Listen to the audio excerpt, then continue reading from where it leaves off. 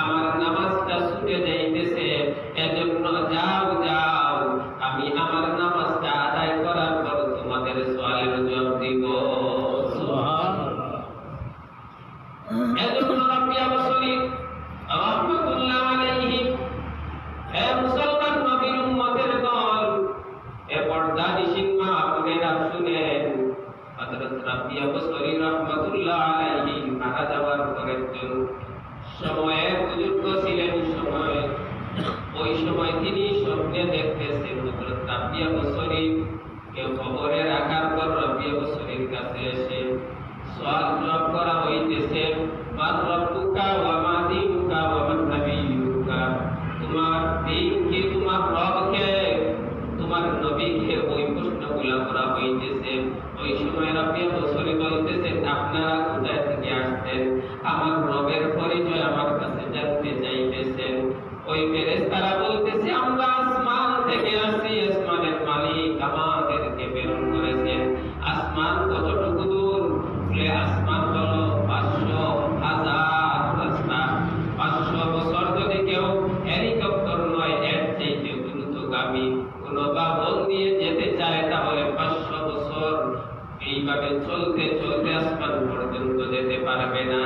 এত দূর থেকে তোমরা আসছো, সেই মালিক তোমাদেরকে এত দূর থেকে পাঠাইছেন, তোমরা কি ওই মালিককে ভুলে গেছো? ফেরেশতারা জবাব দেয়, না না, আমরা ওই মালিককে ভুলি নাই, ওই মালিক তো আমাদের রব, আমাদের মালিক আল্লাহ।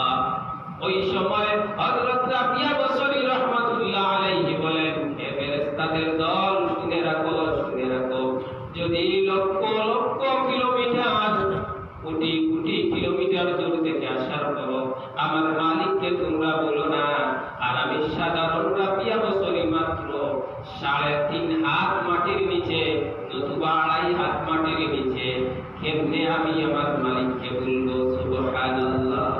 আমার আল্লাহ তাআলা ডাক দিয়ে বলেন, হে ফেরেশতাদের দল, তোমরা তাড়াতাড়ি আসো, আর রাবিয়ার কাছে আমার পরিচয় জানা লাগবে না।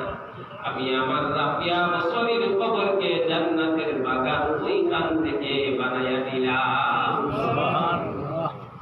ওই কবরের জগৎ যদি বান্দা নেককার হয়, তাহলে কবরের জগৎটা, ওই যে সওয়ালটা দিবে মালাকুল মউত, শেষ হওয়ার পর কবরে যাওয়ার পর তাকে যে সওয়াল জবাব করা হবে, ওই সওয়াল জবাব তাড়াতাড়ি সে দিয়ে দিবে।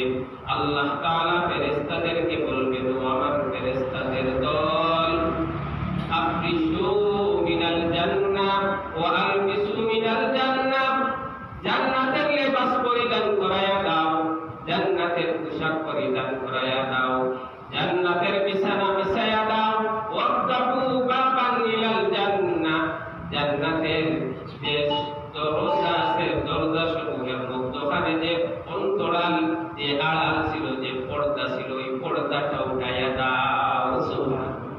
বান্দা কবরে থেকে থেকে জান্নাতের নাজ নিয়ামত গুলো ভোগ করতে থাকবে। সুবহানাল্লাহ।